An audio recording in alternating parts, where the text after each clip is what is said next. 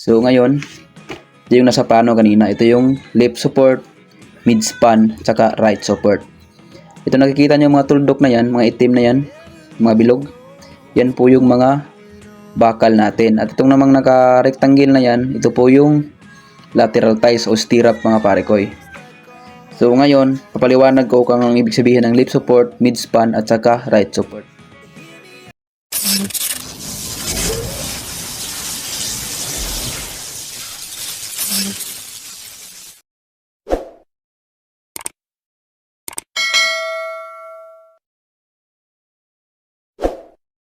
So yun, what's up mga pare ko, no? Welcome back muli sa ating YouTube channel. So for today's video nga pala ay mag-share naman tayo ng isang tutorial video about sa kung paano magbasa ng plano sa may mga bandang biga mga pare ko, no? Yung beam reinforcement, yung pagbabakal ng mga biga natin. Kung paano basahin yung plano ng mga biga. So dito may hawak tayong plano, ito po siya. Ito po yung i-share ko sa inyo mga pare ko. Ito. Kung paano basahin tong sa may bandang beams natin, yung reinforcement beams natin. So, huwag na natin patagalin mga pare ko, no? At kung bago pa lang sa channel, huwag mo sanang kalimutang mag-subscribe at click na rin ng bell button para updated ka sa iba ko pang mga video tutorial na i-upload. So, tara, simulan natin. So, ngayon mga pare ko, no? Ito po yung schedule ng natin, reinforcement beam.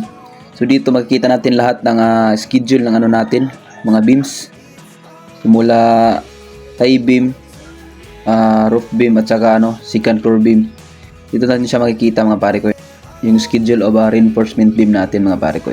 So ngayon ang i-share ko sa inyo kung paano natin basahin yung mga reinforcement, yung bakal na ilalagay natin sa may mga biga natin. So ngayon ito napansin nyo, ayan siya. Dito yung mark na 2B1, 2B2, RB2, RB1, nakat CB1, nakat TB1. Bali itong nakamark na ito mga pare ko ay makikita natin yan dito sa may kabila. Ayan. So ayan po siya mga pare ko, no? Dito natin siya makikita yung 2B1. Ayan. Ito yung mga beam ng second floor natin. Ayan. CB1 dito siya. Yung sa may cantilever natin banda. Ayan. CB1. Bali iba-iba po yung laki ng mga biga natin mga pare ko, no? Ayan po siya, 2B1. Ito po siya nakatagilid. Yung nasa gilid natin, 2B1. At nasa gitna, yung malalaki. Ayan, 2B2 naman yung maliliit na extra beam natin sa may gitna. Ayan, sa may midspan natin. So ngayon, balik tayo dito sa may schedule of reinforcement beam natin, mga pare ko. So ngayon, ito yung isi-share ko sa inyo. Bali, iba-iba rin pa yung dimension niya mga pare ko, no? Bali yung laki ng 2B1 natin ay 30 meter by 0.30 meters by 0.40 meters. Bali equivalent to centimeter, it is 30 cm by 40. Bali yung 2B2 naman natin ay 20 cm by 30 cm. Bali yung yan 0.20 meters po siya by 0.30 meters. Yung RB2 naman natin ay 0.20 meters or 20 cm by 0.25 meters. Bali 25 cm po siya mga pare ko. Yung RB1 naman natin ay 20 by 30 cm. Yung CB1 20 by 25 cm. Yung TB1 naman natin ay 20 by 30 cm. So ngayon punta tayo dito sa may mga schedule of reinforcement rebars natin mga pare ko. Kung paano nga babasahin yung mga bakal sa may bandang mga beams mga pare ko. Kasi marami po ang nagkakamali pagdating sa pagbabasa ng ganitong klase ng plano mga pare ko, lalo sa may mga biga. So ngayon step by step po yung isi-share mga pare ko, no? At i-drawing ko sa inyo to mamaya kung paano nga ba yung tamang paglalatag at paglalagay ng mga bakal sa may reinforcement beam natin mga pare ko. So ngayon dito lift support niya mga pare ko ay ayan, mayroon siyang apat na 16mm top bars.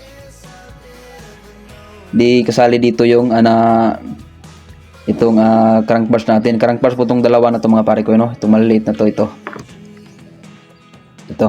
siya. Yan. At ito. At sa baba naman ay may tatlo bottom bars natin. Bali 16mm nakalagay dito. Kasali na yon yung itong crank bars natin. Crank bars po siya mga pare ko, no? Ayan, ito po yung mga itsura niya. Pagdating naman to sa may midspan, kung pansin nyo, yung bakal dito sa taas dalawa, nawala na siya dito sa may midspan natin. Ayan, dito na siya sa may baba nakalagay. Ayan po siya, dalawa. Ito po yung dalawa natin. Bali sa baba naman ay apat na po yung nakikita nyong bakal dyan sa baba. At sa taas naman na may midspan natin ay tatlo na lang yung natitira. So ngayon ay pagdating naman sa right support ay magkatulad lang yung schedule ng bakal dito sa nakikita nyo sa may left support at saka sa right support. At dito naman sa discontinuous age mga pare ko, no? Ito po yung putol ng ano natin, putol ng mga beams natin. Ito yung nakikita nyo, ayan. Katulad din siya ng schedule ng ano natin dito sa may midspan natin mga pare ko. Ano yung schedule ng mga bakal natin. Katulad lang yan dito sa may baba, pupunta sa baba mga pare ko, no? Ayan. Dito sa may lip support, apat yung nakikita natin sa taas. Pagdating naman sa may midspan, nagiging apat yung nasa baba. Ito kasi yung schedule ng beams ng reinforcement na marami ang nagkakamali sa paglalatag ng bakal.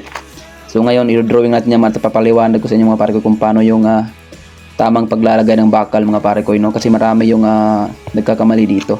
Kasi dito continuous nila yung ginagawa nila. Hindi natin natin yung midspan na nakababa na yung ano natin, bakal na naka-drawing na dalawa.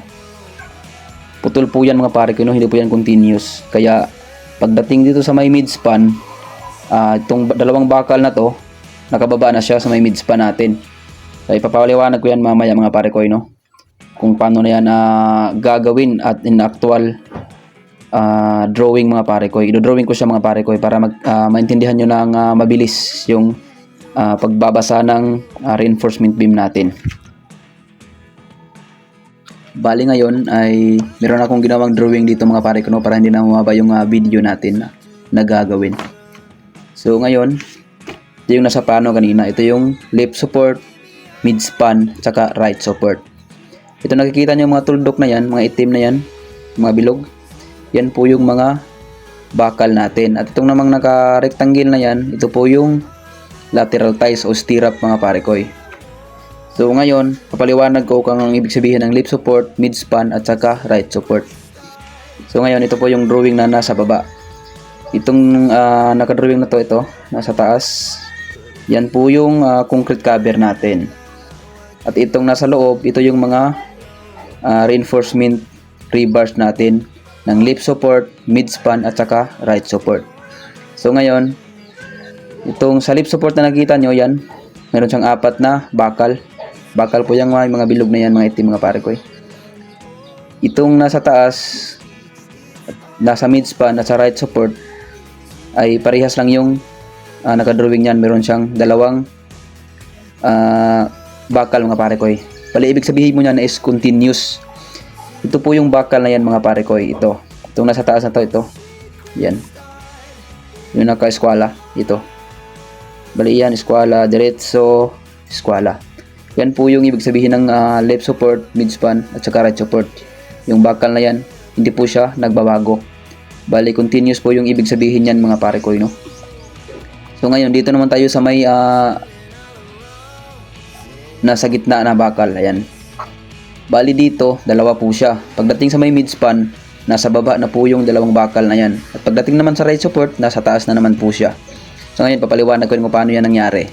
So ito po yung lip support natin. Ayan. Lip support natin yan mga pare ko. At ito po yung right support. At ito naman yung midspan. Midspan. Ibig sabihin po niya ng lip support, ayan. Crank bars po yan mga pare ko. Ito po yung dalawa na yan. Yan.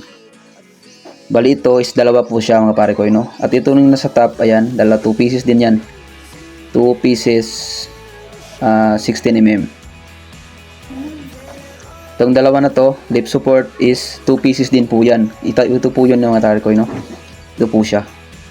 Ito po yung dalawa na yan. Itong dinowing ko sa may baba. na may hook na yan mga pare ko.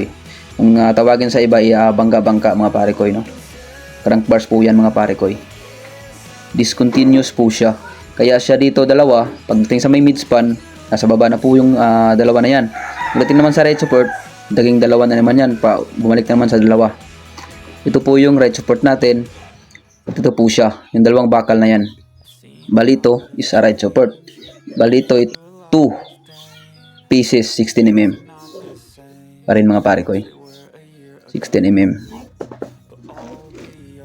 At ito rin 2 pieces 16mm. Ito yung sa may lip support na bakal na yan. At sa right support na bakal na to. Itong midspan naman natin, kaya sa bumaba, ito po yung bakal na yan. Ito, yung bangka na yan nasa baba. Ito po yung bakal na tong dalawa. Bali ito midspan natin. Ayan.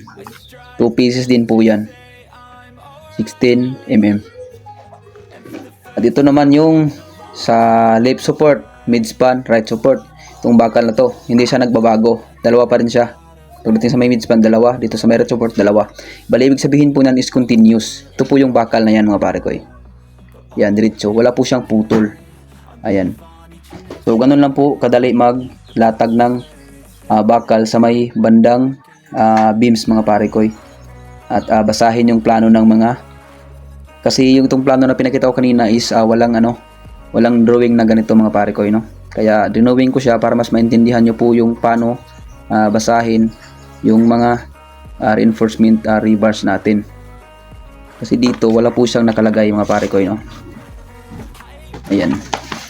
Ito po yung plano natin. Ito po yung pinakita dito sa plano natin na ayan. Wala po siyang nakadrawing na ganito, katulad itong drawing ko kanina. Ayan. Tulad nito. Ito lang yung pinakita mga pare ko, no, sa may plano natin. Ito. Yung tatlo na to. Tapos ito po yung magiging itsura niyan sa may drawing mga pare ko. Ganito po yung magiging itsura niya. At so ayan mga pare ko, no, sana may nakuha kayong idea at natutunan kayo sa video to kung paano basahin itong plano ng mga beams mga pare ko. So ayan, hanggang dito na lang muna yung video at maraming salamat sa panonood.